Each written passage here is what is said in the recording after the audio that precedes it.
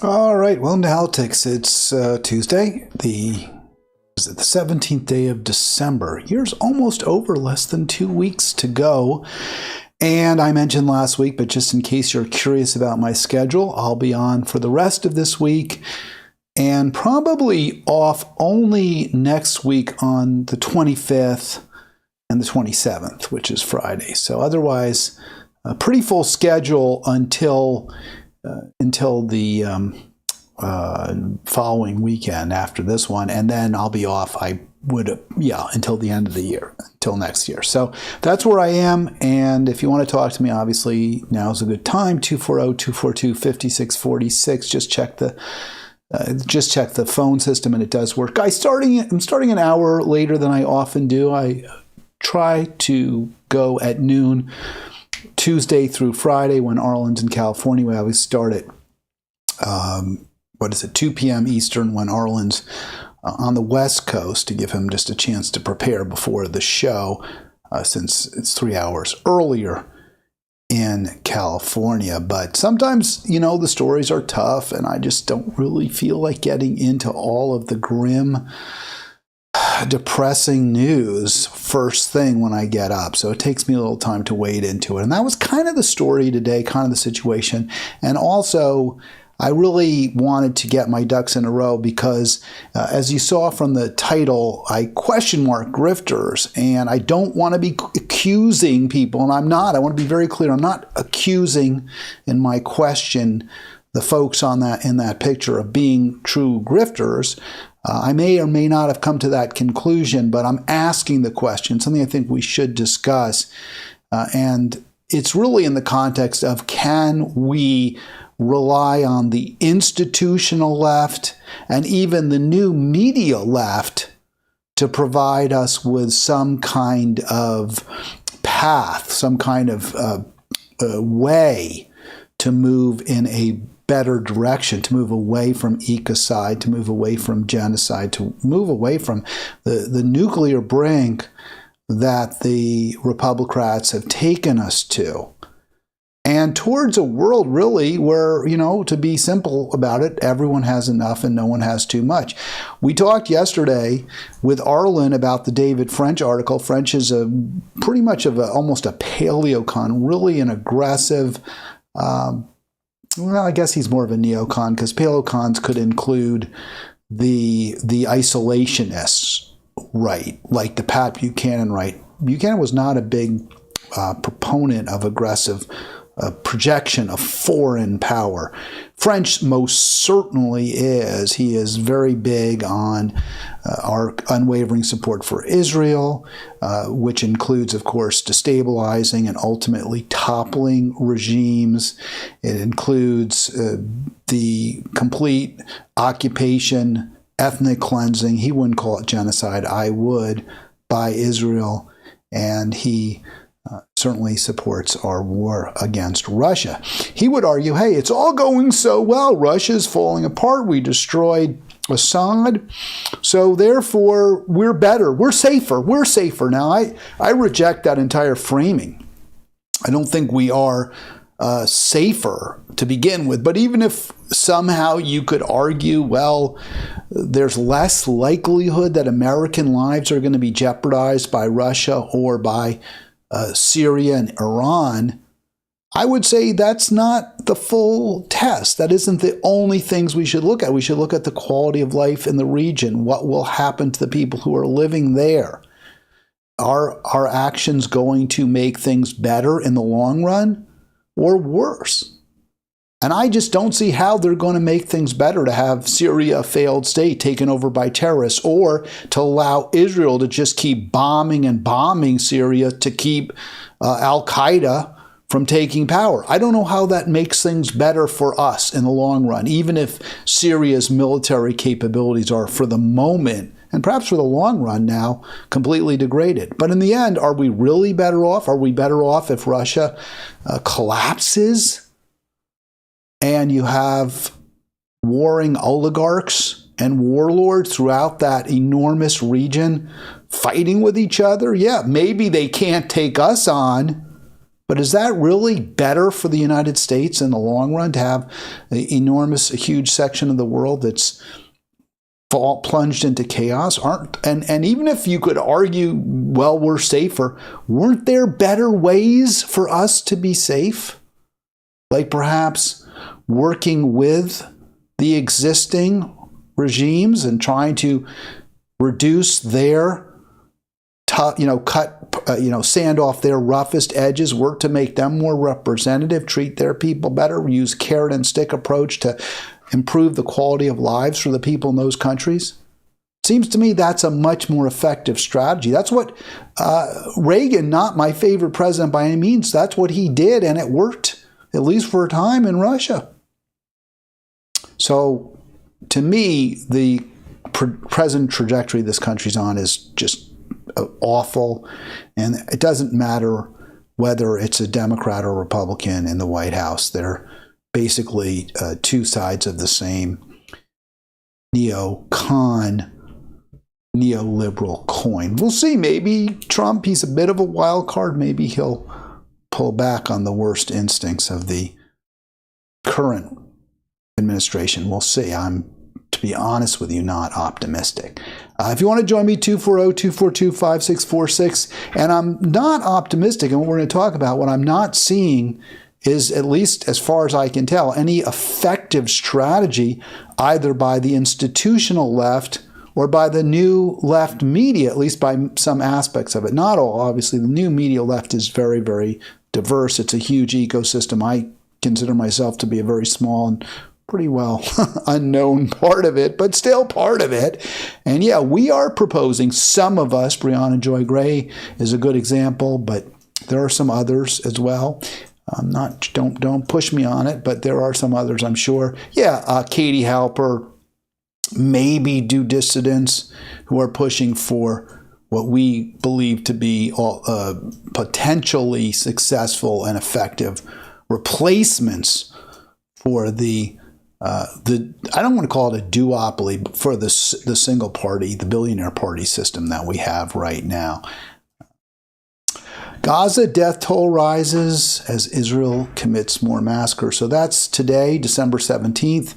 31 more Palestinians killed in Gaza. And now you have an official death count of 45,059. Really, murder count, whatever you want to call it. I will get into the issue of is the institutional left grifting as it takes your money, promoting its version, its vision for the future. One of the points I would make, though, is that I'm not aware really of any progressive groups, and I'm thinking again, Our Revolution, which will feature Progressive Democrats of PDA, Progressive Democrats of America, even like some of the environmental groups, even the far left ones like Climate Defiance. We'll talk about them briefly today. I'm not aware of any, honestly, that didn't support Kamala Harris for president. Not even the Palestinian group, right? What was it? There's a band in Dems, there's Dem Exit. What was it? Uncommitted. Uncommitted said, yeah, you shouldn't vote for, well, we're not going to endorse Harris, but still you should vote for her because you shouldn't vote for an alternative candidate and you shouldn't vote for Trump. So you have to vote for her anyway. So I'm not aware. Maybe I'm wrong. If you are, the Green Party was the only institution, and it's obviously struggling mightily, that supported an alternative to Trump and Harris, to Traris, to Hump, call them what you will. Pretty much the same thing. Kamala, I don't know, Comadon. It's all the same. Israel and the Biden-Harris administration killed and identified 45,059 Gazans. I don't know if we know their names, every last one of them, but identified in that the bodies have been retrieved, or they have been certainly determined to have been killed as a result of the ongoing genocide. 45,059. This includes at least 31 victims yesterday. So an article, I'll get into some of the clips in a moment, but I was reading in the Washington Post today, and it may have been yesterday's paper because there were two out. I sometimes read the paper. I rarely read the hard copy. This time I did because my wife likes to read the actual newspaper as opposed to reading online. But there was a first front page article, and I don't remember again if it was yesterday or today, that talked about how Hamas is getting close to just accepting, waving the white flag, which would mean giving up their hostages and getting nothing in return, right? Nothing, not getting any promises from Israel. The hope would be Israel would stop indiscriminate murder of Palestinians. But what Hamas has said to Israel is, and really Hamas is kind of an afterthought, right? Because Israel's just rampaging through the land. It's doing whatever it wants. It's killing whoever it wants. It's taking control of whatever region it wants for the nonce. It's running its tanks over whatever building it wants to destroy. So it's doing all of those things. It's not in any way hindered or stymied by Hamas. But what Israel has not been able to do, and I think it's glad, I think the leadership in Israel doesn't want the hostages released because it prefers turning Gaza into a desert, right, into a wasteland. That's what the Israeli leadership wants. So they're glad, frankly, that there hasn't been any agreement by Hamas to release the hostages. But at this point, it looks like Hamas is looking at what is happening and they're losing any kind of real support from the Palestinian people who are just saying, we just want the bombing to stop. We just want the killing to stop. Anything you can do that will end or at least slow down the Israeli onslaught, please just do it. And I think Hamas is saying, okay, well, I guess there's nothing, it's over. There's no way, the world can't stop Israel. The U.S. is going to back Israel to the hilt.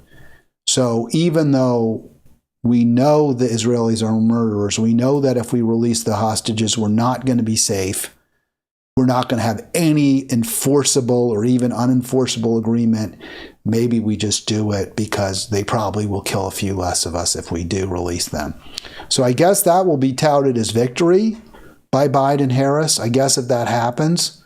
And I guess, would I be pleased? I want to see fewer people killed at this point. But in the end, there will be no change in the dynamic, which is that Israel is a violent, brutal overlord that takes reprisals against the Palestinian people, against Muslims, against non-Jews living in that area, and even against Jews if they stand up to it in any way, if they criticize it in any way. That is what the future looks like. And that is because of Harris Biden. You cannot blame that on Trump. You could try. You could say Trump would be just as bad, but Trump wasn't president when hasn't been president when these war crimes transpired.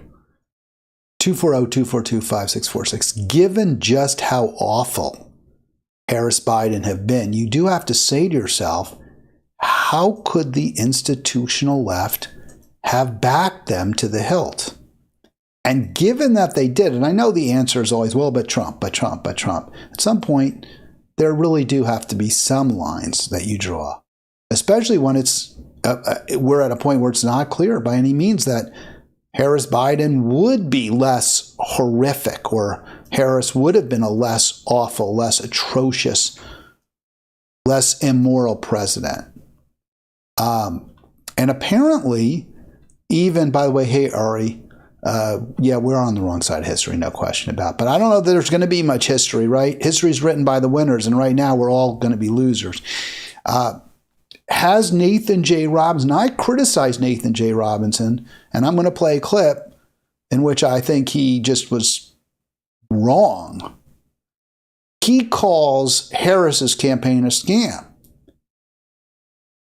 is he, I think he makes really good points. I'm not saying he's wrong about that, but is he pointing a finger in a mirror? Is he saying, oh, you're what I am or I'm what you are?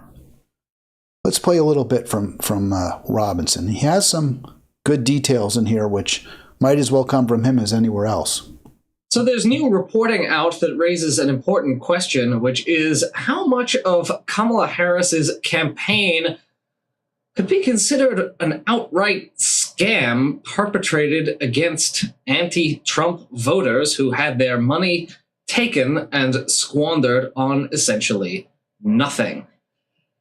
Now that's strong language, but some of the stories that have come out since Harris's catastrophic electoral defeat are very... Yeah, they're very troubling is what he was about to say. And I cut him off there because there's just a lot of detail, some of which we have discussed before. The fact that the Harris campaign blew through well over $1 billion in 3 months and yet didn't spend sufficient money in Philadelphia to get out the vote in an area where presumably there would have been strong support, a predominantly black city. And she did worse there than Biden or Hillary, right? So the first black woman candidate, so self-styled, could not get as many votes as a white man and a white woman did in a predominantly African-American city.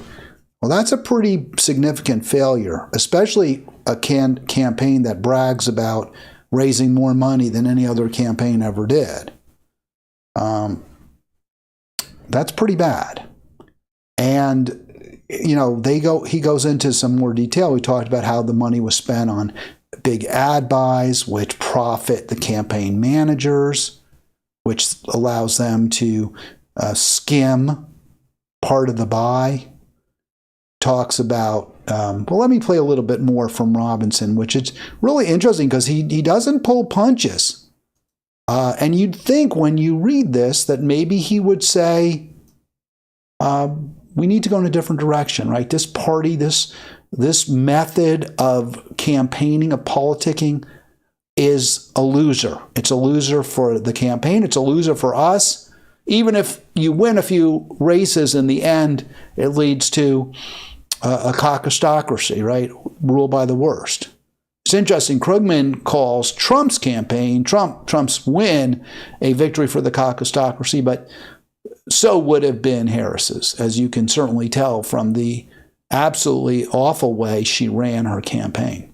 And they deployed resources in states like Texas that she wasn't going to win. They bought an expensive TV ad in Florida, which she wasn't going to win. They spent $111 million in online ads seeking donations.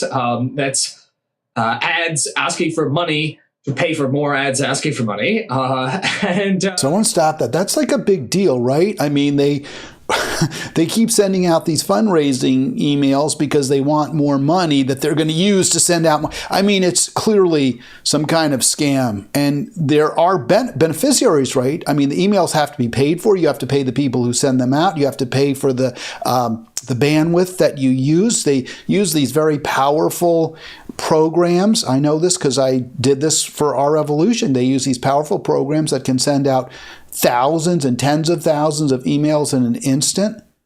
And you can't just do that with your Google account. Even if you use some sort of open source programs, which I have used, they limit you, they throttle you because it's very, very energy intensive. So every time they'd send out those emails, they were actually spending a bit of money. It's incredibly wasteful. It is a grift. It was done for the benefit. It was done for the benefit of the staffers and for the friends of Kamala, her buds, her closest trusted advisors, her brother-in-law, Tony West. They all made out like bandits. People on TV, Bakari Sellers. You know, he's a black CNN contributor who spends most of his time when he's not working for neolibs bashing Bernie Sanders. So it is a scam. It's designed to take money from you, from contributors, from campaign donors, and not to use it efficiently and effectively to elect Harris and to promote policies that will lead to a better America, but to enrich the staff.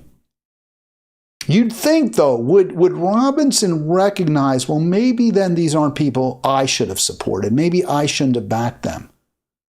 I can't say, I don't know what he gets out of it. Because if you're going to be a grifter, you need to be putting something in your pocket. He did support Harris. We'll play that clip. It was very upsetting to me when he did that, but not ultimately surprising. But I can't say, I asked a question. It was such a clearly bad decision by this guy. It was obvious in the moment, and it's even more obvious now that he was wrong to support Harris. He gets what a bad campaign she ran. He gets how bad her policies were, and yet he can't acknowledge that he himself messed up bigly by supporting her.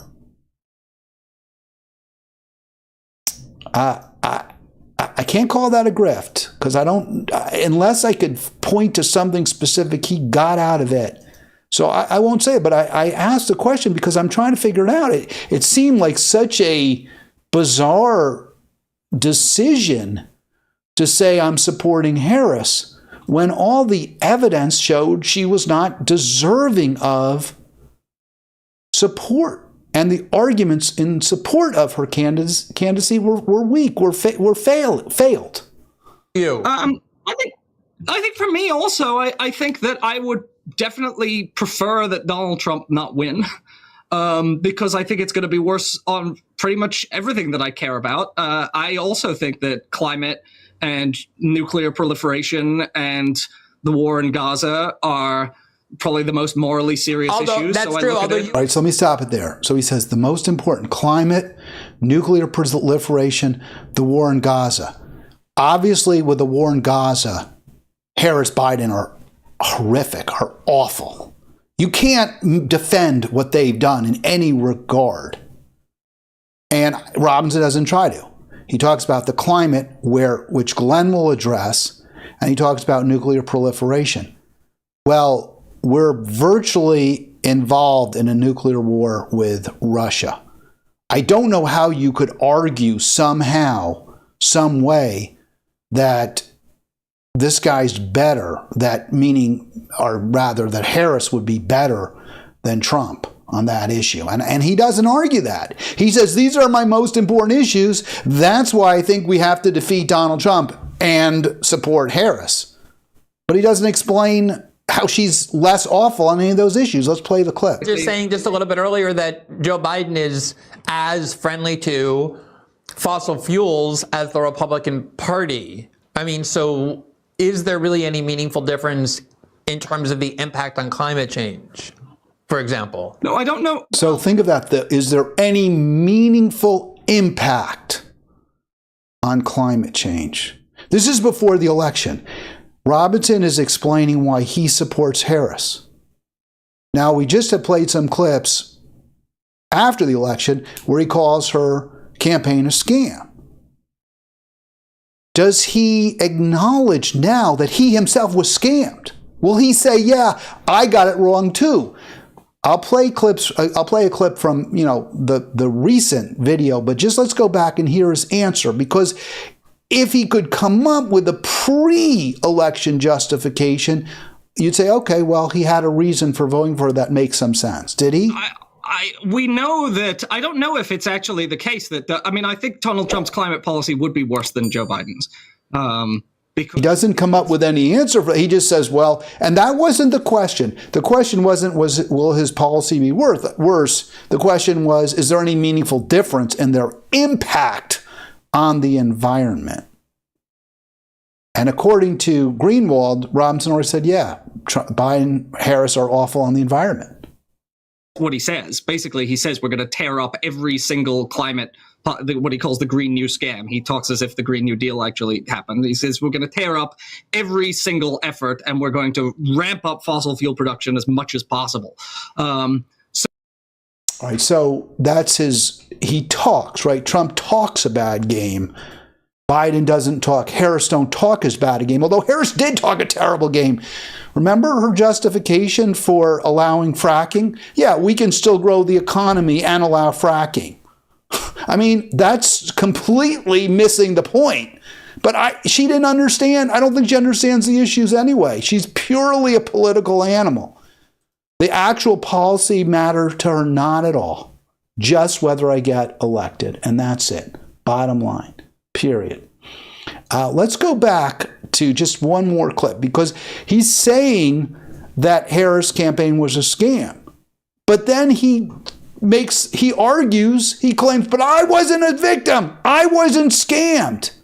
Well, if you weren't scammed, if you got it, Nathan J. Robinson, then were you a scammer too? Because you just told people they had to vote for Harris. You just said, well, she's better on the important issues.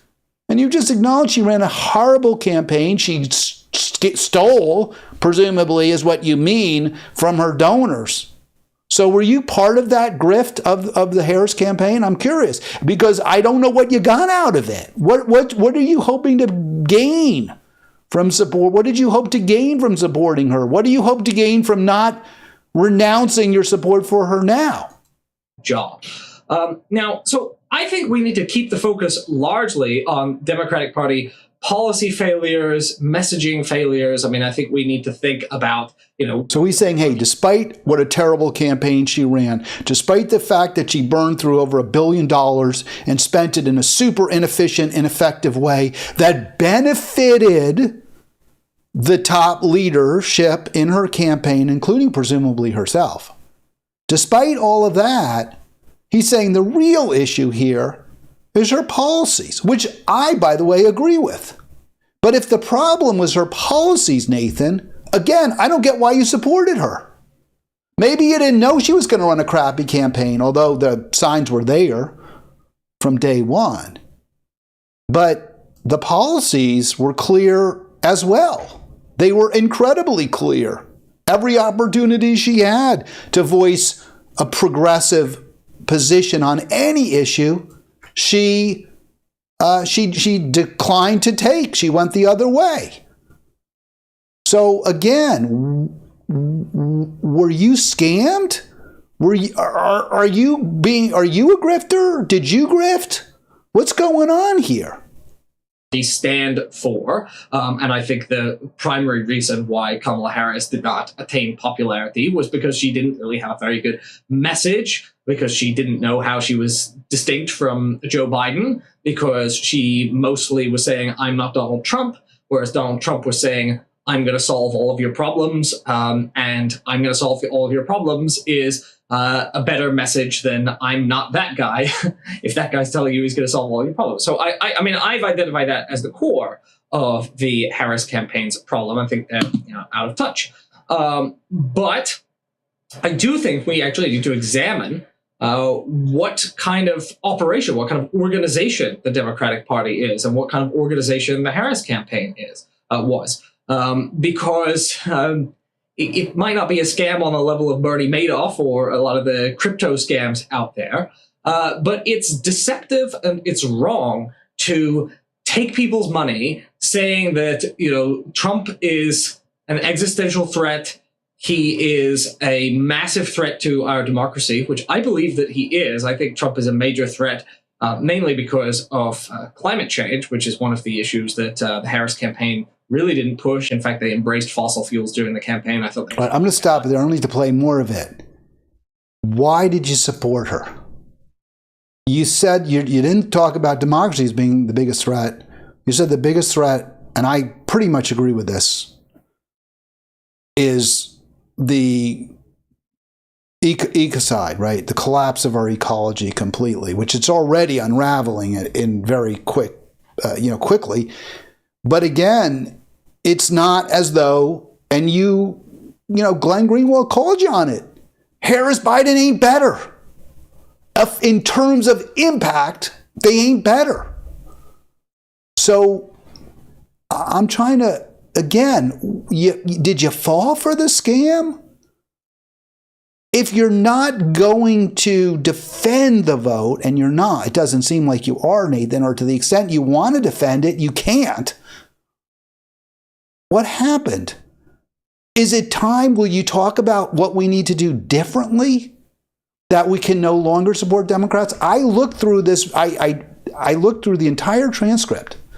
This is again about the new media, right? The new left on media, or the media left, or whatever you want to call it. And there's not one word about Israel, not one word about Ukraine, not one word about Gaza, the genocide. You don't even touch on foreign policy. And those were very, very harmful. That really hurt. There's no question. Harris's very, very bellicose pro-war policy hurt her. Her pro-genocide policy really hurt her. And you don't even talk about that. You don't come up with any alternative, right? You don't say, well, since Harris was really crappy, and yeah, I kind of fell for it because I bought into the Trump is worse, any blue will do. But now that's over, right? So let's go in a different direction. You don't say that. You don't talk about how we can, at this time, build something new. Now, the time to build something to rival, to challenge the Republicrats, the time to do that is before the election, when people are focused, when you have an opportunity to rally people in support of candidates who are running, where you can draw contrasts. Say, well, this person's for this and that person's for that. If you recall, I had a slide up. I don't have it. I wish I did. I sort of screwed up at this point, but where I drew contrast between Trump and Harris and Jill Stein. That's the time when you can maybe move some people into a new place, right? Away from the Republicrats. But you didn't do that. So I'm guessing you think maybe you were scammed, but you don't say you were. And you don't say what you think should have been done, you should have done, could have been done differently. Play a little more from this, and I'm going to move on to, actually, my old boss, Joseph Guy Varghese, who was on with Cenk and the Young Turks. Is he a scammer? We'll get to that. It's a question. 240-242-5646. Climate is such an important issue. You need to draw a distinction. You need to make the stakes clear. So you're telling people what a threat Trump is, but then you're taking the money that they're giving you, and they're giving you a lot of money because they believe your warnings, which are true, and then you're throwing a lot of their money away. And it's really inexcusable that there were these organizers in black neighborhoods saying, we need to turn out the black vote. We need to be doing all of these things to get black voters, who are crucial in states like Michigan and Pennsylvania, to come out for us. And the Harris campaign was seemingly just ignoring them and starving these operations of resources.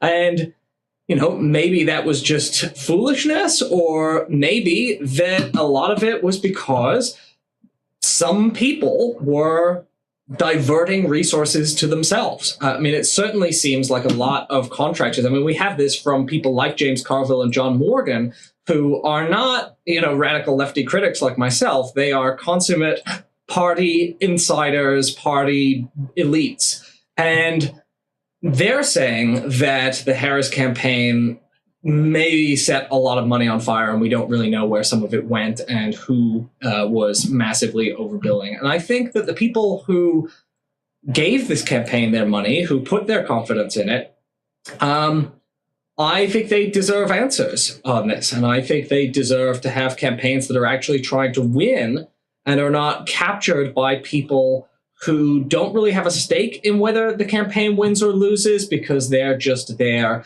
to get their invoices paid. So I reckon. All right, I'll stop it there. He does say at one point in this video that he himself didn't fall for the scam. He didn't give any money to Harris.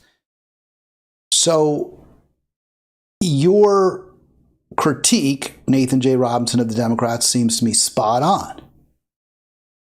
But if you're only going to come out and criticize the party after the election when it completely doesn't matter, and you're not going to propose any solution, any alternative, any way to change things, then either you are yourself in some fashion trying to scam people, grift off of them, or you're just wasting our time. We all know the Democratic Party sucks. We all get it. This is not anything new. But if that's as far as you're going to go, then you're worthless to me. And I, again, bring this up because we need to figure out how we're going to change things. More of the same means apocalypse. Robinson talks about, again, he doesn't ever mention Jill Stein. He doesn't mention the failure of, himself or others to bring up alternatives or propose a solution other than just vote for Harris and cross your fingers. That's all he's got. He does complain about all those fundraising emails. And I was really interested in that because I was thinking, we'll get to the video because I do ask, is Our Revolution one of those progressive left institutions? Are they scammers? Are they grifters? And so I just wanted to show you because I went into my email application. I usually use be honest so you all know, for those who are interested in my tech setup, I use Thunderbird, or actually I don't even use Thunderbird anymore. I generally use Evolution on my Linux setup for my emails, but this is the actual web-based email application for the email address I use for my Our Revolution emails. And so these are the fundraising emails I've received in the month of December. Every single day I've gotten an email request, right, for a contribution every single day. Wow, that's an awful lot of emails. Now, you can see they're not opened, right? I mean, I haven't been giving and I'm not going to, but they're spending an awful lot of money trying to get, because it does cost money to send those out. They're spending an awful lot of time and energy, one email after another. Now, some of them are repeated. For example, you see the top, there's the one I have in red is add your name, the answers in privatization. It's Medicare for all. They repeated that one today. I got it after I put the slide together. So you will see some dupes. That still costs them some money, but it costs less because you don't have to pay somebody to write it. But it still costs something. They use dupes if one does really well. If one email, I believe, I'm guessing this, but I believe based on my knowledge of the operations like this, that you will send a second, follow-up that's the same as the previous one when it generates a decent response. So that's what I'm guessing happened there. You can see how it is, I would argue, if not a scam or a grift, it feels like one, because the one I circled the red there, add your name, the answers in privatization, it's Medicare for all, because there ain't going to be Medicare for all. Trump is taking power. He's not for Medicare for all. Biden and Harris were both against it. The Democratic Party has shown zero interest in pushing Medicare for all. So it's just a way to kind of say, oh, this is a good policy. If you really were for that policy, why didn't you condition support for Harris on her embracing Medicare for all? It seems to me that would have been a way to actually make your point heard. Not after the fact when the election's in the books and Democrats lost. Look at December 4. Democratic leaders have their heads in the sand regarding Gaza, right? Or stop the slaughter in Gaza. But I think that both of them, December 5, stop the slaughter in Gaza, via Our Revolution, Gaza. It's not going to be stopped. If you wanted to stop it, why didn't you condition support for Harris on her, saying she's going to cut off Israel. I see, this is where I get to that point where I'm like, I don't trust them. And I do think that they're just trying to raise money without any plan or even any concern for being effective. Do I believe that the leadership at Our Revolution is ultimately progressive? I do. Do I think they would like Medicare for all? I do. Do I think they have any belief that they have a snowball's chance in hell of getting it? No. But it's a way to raise money. And if you want to call that a grift, be my guest. More. These are the emails I received before the election. Again, every day, some 2 days, some 2 a day. On, I guess the election day was at the 6th or the 5th. I can't remember. I guess it was the 5th.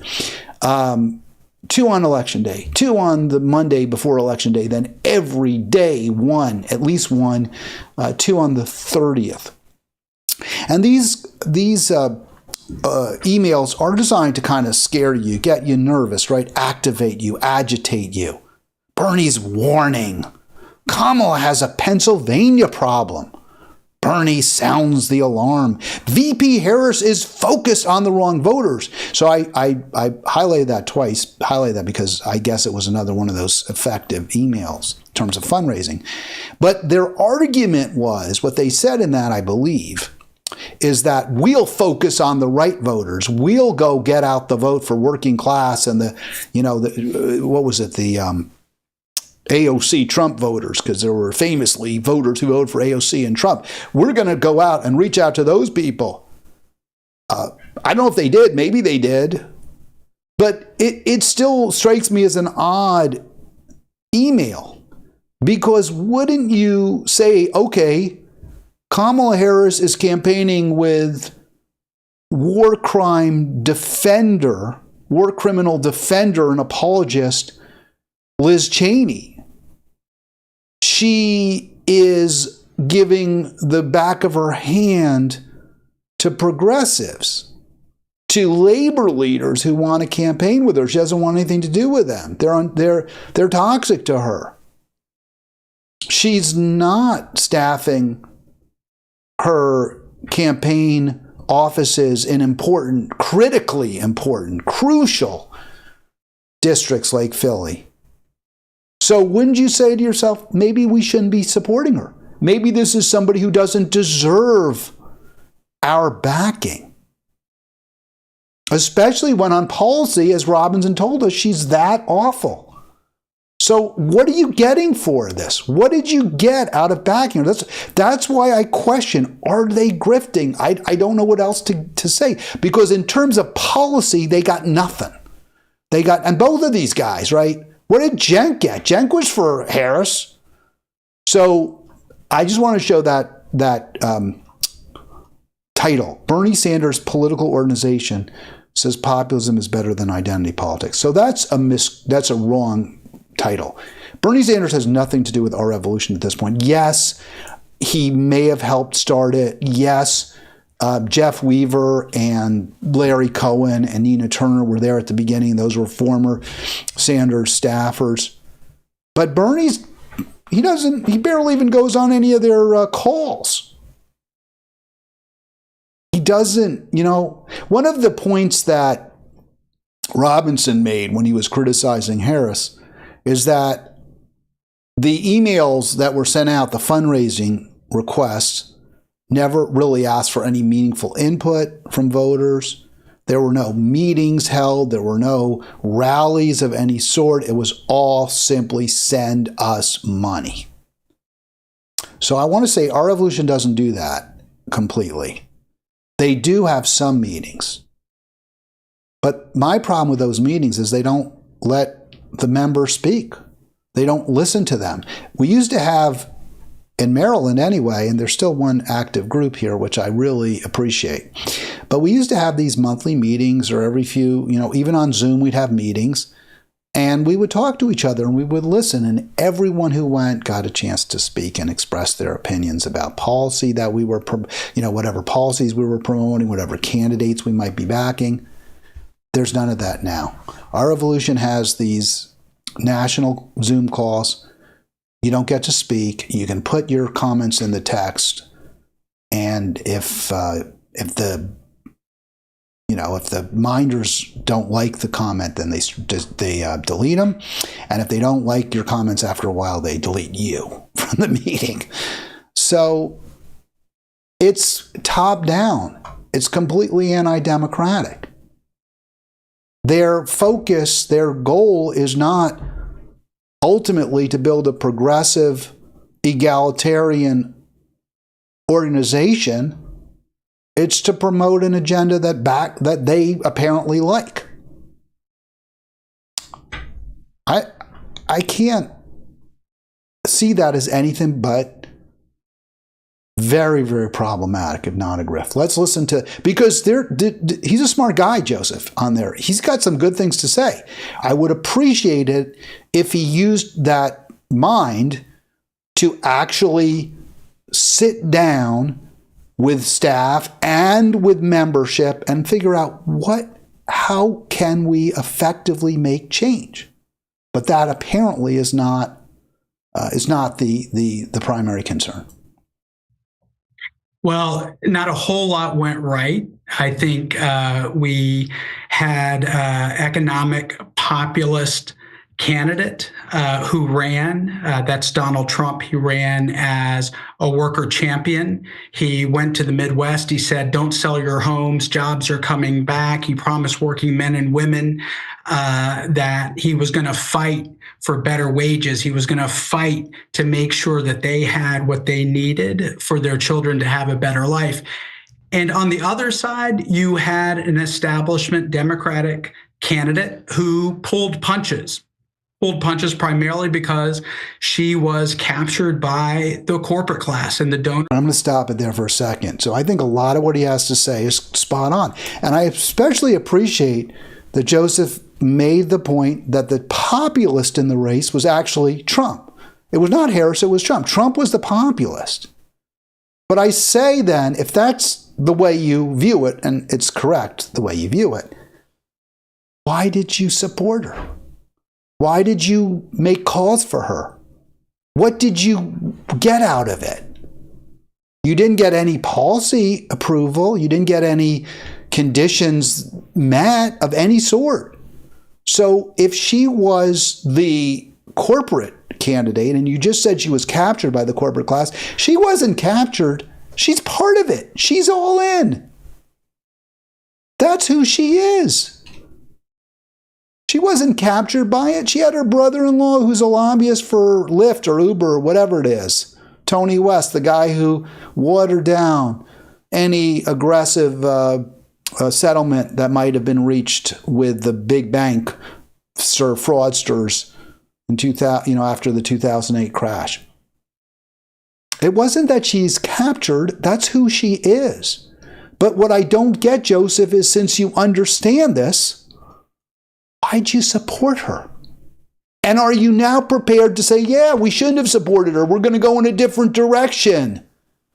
We're not going to be reflexive Democrats. Is that where you are now? I'd like to know. Class within the Democratic Party. And all right, so that's all he had to say there. But we'll get to the next clip because Cenk actually asks, and he's pretty long-winded and he goes on and on. I guess we all do that in this business, but he certainly does. But he does ask the question. By the way, don't forget, click like, click subscribe. We got to build this thing up, man. Where else are you going to go to talk to somebody where you have the opportunity to talk to somebody who wants to build with you a progressive political structure, who's going to work with you to do that? I don't know what other media does that. Nobody. Do Dissidents, bros. I like a lot of what they have to say. I think they do good videos, but they're not for the Green Party. I like Brianna Joy Gray. I do a lot like Brianna Joy Gray, but her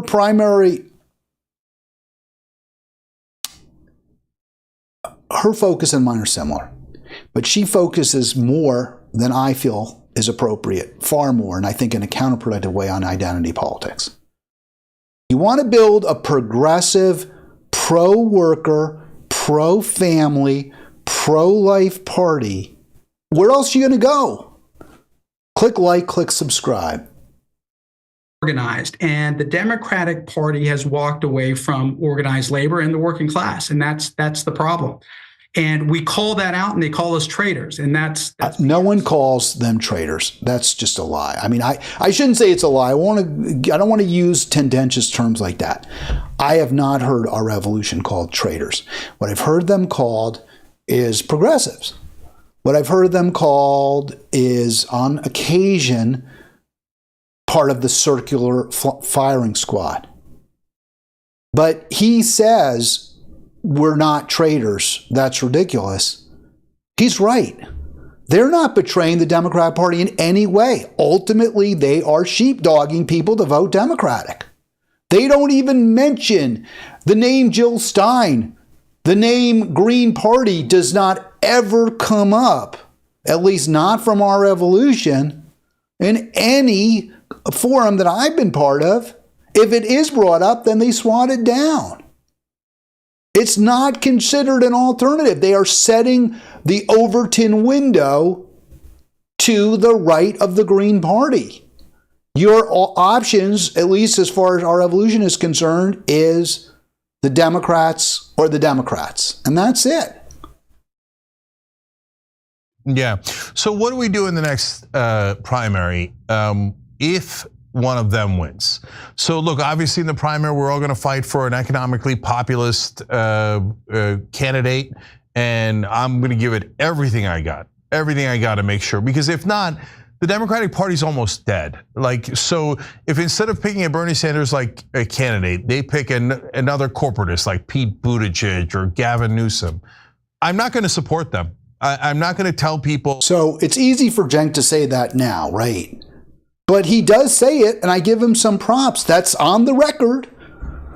If it's a Klobuchar, if it's a Buttigieg, if it's a Newsom, he's saying, I'm not going to carry water for these people anymore. Now, it's a day late and a dollar short, because you did argue that people needed to vote for Harris, and she was as bad as any of them. So I don't believe you necessarily, Cenk, but at least you're willing to right now say, okay, there's a red line. I cannot support this party if they continue down this road. He's going to ask Joseph. Joseph refuses to answer that question, and I feel that's very, very telling. Oh yeah, they're slightly better than the Republicans. No, the corporatists do corporatist stuff. They will serve their donors 100%. I know that for a fact. So what? So here's what I don't get. He just said no, they're not better. He says the corporatists will serve their donors. So why did you support Harris? You get it, Cenk. So why'd you support Harris? That's not. There's something wrong there. And by your failing to admit that, by your failing to acknowledge you were wrong to support Harris and to look for alternatives, you're failing. You're failed. And I got to say, you're a grifter. And I do get what you get out of it. You get all sorts of access, not actual influence, but access to Democratic guests. If the TYT brand became associated with anti-Democratic Party videos, like Jimmy Dore, like to the Do Dissidents, like Breonna Joy Gray, they can't get it. Breonna Joy Gray gets Ro Khan on, but that's about it. You'd lose whatever access you have. You'd lose that, Cenk, and you don't want to. And I assume there's funding you're getting from some of those billionaires because they view you as setting a firm block to the left. In other words, if you have viewers who might be persuaded, who if you went on the air and you said, you know what, Harris is pro-genocide, Harris is pro-ecocide, Harris is pro-proxy war, perhaps hot war with Russia, I can't support that. Let's look at Jill Stein right now. Let's talk to Jill Stein right now. If you did that, you would have gotten votes for Jill Stein. There's no question about it. I'm not saying you would have gotten a lot, but you would have gotten some. And the corporate elites, the Democratic establishment doesn't want that at all. It's not that you would have helped elect Trump. They don't care about that. What they don't want is any meaningful potential alternative to the Republican Party. And so they'll give you money because you're blocking that path for at least your viewers. And I think that's a great, I mean, I don't know. I haven't seen your statements. I don't know who's writing you checks. But I'm guessing at least you view some of your income stream at risk, I'm guessing, if you were willing to renounce the Democrat Party. And you're not. You just said, well, if they do this, I won't support them. Okay, well, we'll see if that happens. What happens if they put us in that impossible position? Well, look, Jake. All right, so they just so his question is, what do we do if the Democrats put us again in that impossible position? So, yes, you were in a terrible position and you bent the knee. You supported Harris. So why would you do anything different? What reason do we have to believe you would do anything different, either of you two? 100%. I know that for a fact. So what happens if they put us in that impossible position? Well, look, Jake, we've got to do everything in our power to make sure that they don't put us in that corner again. I think in order to make sure that happens, a couple of things. One is we've got to make sure that we as progressive populists do everything in our power to make sure that we elect progressives into key Democratic National Committee slots, the elections coming up right after the new year. So you had the chair of the DNC, Keith Ellison, was progressive. He is progressive. He was as progressive as you can get. Now it's Jamie Harrison. But before Harrison, it was who is a corporate lobbyist. A corporate lobbyist. Keith Ellison was the chair for a brief moment, I believe. I'm going to have to look that up now. I'm probably wrong about that, but I believe he was. Now, he was defeated by Tom Perez because Obama put his thumb on the scale, but I'm pretty confident at one point Ellison was DNC chair. And he loses DNC race, targeted. I guess he never did become DNC chair. I take that back. I'm wrong. I thought he, at some point, became the chair, but I guess I was wrong about that. But it was Perez, Jamie Harrison. Who became chair of the party after Perez stepped down? Are we sure it wasn't? Now, I know that what happened with Ellison is then he ran for and became the attorney general. I believe he was the Minneapolis DA, then he became attorney general of Minnesota. So he has an important position, and I'll look that up too. I want to make sure I get that correct about, let me look up Ellison right now to get all of that correct. But in the end, the DNC has a lot of ability to raise money, and the DNC has some real influence when it comes to primary elections. But the electeds, the Schumers, the Pelosi's, the Obamas, and their multi-million and billion-dollar donors, they make the decisions. They're the ultimate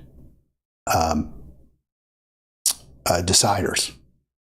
So whoever you have as DNC chair has some influence, but it's really not. He was deputy chair of the DNC. Okay, so he was deputy chair. It's not all that. It's just something you can hang your head on and say, well, look, we're going to get a progressive. We don't even know if that progressive is going to be anything special once they take office. There are lots of people we think they'll do something really good and then they don't. The corruption in the party is so great, it turns everyone. So again, that's a very strong argument for at least building an alternative. If you want to say we're going to really fight hard to elect a progressive to the DNC, fine. That's good. Okay, I mean, I wouldn't waste my time doing that, but if you think that's worth it, Fine, but that can't be the whole story. That can't be it. It can't just be, well, I'm going to hold my nose until I turn blue if you don't elect the most progressive person running for DNC chair. It has to be, no, you don't elect a progressive, we're going outside the party. We're going to take our bull and we're going to go home with it. And we're going to not only go home, but we're going to build another party and we're going to beat your ass. That should be the answer. And at our revolution, we're going to be making sure that every candidate that's running is pressed on adopting. So now here is the fundraising pitch, right? At our revolution, we're going to press them. We're going to press. But what if they don't do what they say they'll do? What if they just go right back to the same the same corporate for money that's destroying our entire planet, Joseph? What's your answer there? Who's not accepting corporate PAC money, not accepting dark money from the APACs, from crypto. And so there's some work that we have to do on the inside structurally to make sure that we have. And see, again, it's the inside game, right? We have Larry Cohen, we have the Nebraska Jane Klebb, who are both on the DNC. They haven't done anything, Joseph. You've been playing the same game forever. You didn't get Keith Ellison. I thought he had become DNC chair. He wasn't. Although he still carries water for the Democrats, went after, refused to even talk to Dr. Butch Ware, who's apparently a friend of his. That was, Ware was Jill Stein's running mate. So there's no reason to have any faith in your plan. It's failed so far. You haven't succeeded in moving the DNC to the left. In fact, it's gone to the right whenever it has had a chance to. But even if you elect someone who's to the left, that doesn't mean the entire organization is moving to the left. Democratic Party that is not just playing a gatekeeping function for corporate candidates. In addition to that, we're going to have to make sure that we are ready to catch Donald Trump in the big lie. And what is the big lie? All right, so let me stop it there. That's enough. Obviously, he pivots right away. Well, we're going to try to make the Democratic Party less corporate, less responsive to the billionaire class. But then we're going to have to go after Trump, which is a progressive failure to say that. Because the implication is the problem is the Republicans. The implication is if we just make the Democrat Party a little better, we get rid of Trump and then we're good. And then it's all good. But that's clearly not the case. They're both really bad. The Republicans are both awful. But that's not how you raise money. So we're not going to do it.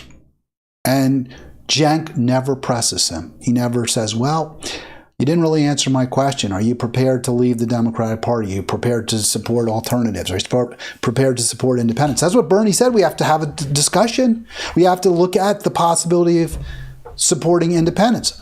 I would love to ask Joseph this question. I have tried to get him to answer that question, either live or in some kind of email exchange or text. He just completely ghosted me. I think it's an incredibly important question. Are you prepared to look for alternatives to Democratic candidates? Are you prepared to promote the Green Party? Because what you've done so far hasn't worked. In fact, it's left us worse off than ever. He's not asked that question, and he won't answer it. Is there reason to think? Is there hope? That's what you always, hope springs eternal. Maybe things will get better. We have AOC ran, right? AOC is running. Remember, it's just when those progressives, the squad, after they've gotten a few years under their belt, they'll be in a position to take leadership. No. So AOC, I haven't talked about this, but this happened today. AOC ran for the chair, the Democratic, actually it wouldn't be chair, the ranking Democrat, not chair because the Republicans control the House, but ranking Democrat on the House Oversight Panel. It's an important position, and assuming the Democrats at some point regain the Congress, regain the House, she would presumably become the chair, which is really influential. She ain't the ranking Democrat on the panel. It's that guy, Jerry Connolly. It's interesting because Pelosi said, we want younger blood. We want to appeal to the next generation. Now, real clear, I don't like AOC. I don't trust AOC. I don't think AOC is sincere. Or to the extent she's sincere, her principles are pretty fluid. But on balance, she'd be better than most Democrats, and I think she'd be better than Jerry Connolly. And also, to be clear, I don't hate Jerry Connolly. He's not the worst Democrat. But she would be better. And Pelosi said, nope, we're not supporting AOC. Pelosi said the House Oversight Democrats voted to endorse Connolly, which was a big deal. And you can see the Hill. This happened today. So let me get this full on screen. Always happens when I try to go from one slide to the other without breaking. So there you go. Rep. Connolly from Virginia defeated AOC, and he puts the feisty liberal veteran. And I think he's pretty feisty and liberal on some social issues. So yeah, I mean, again, not the worst. It was forecast a day earlier.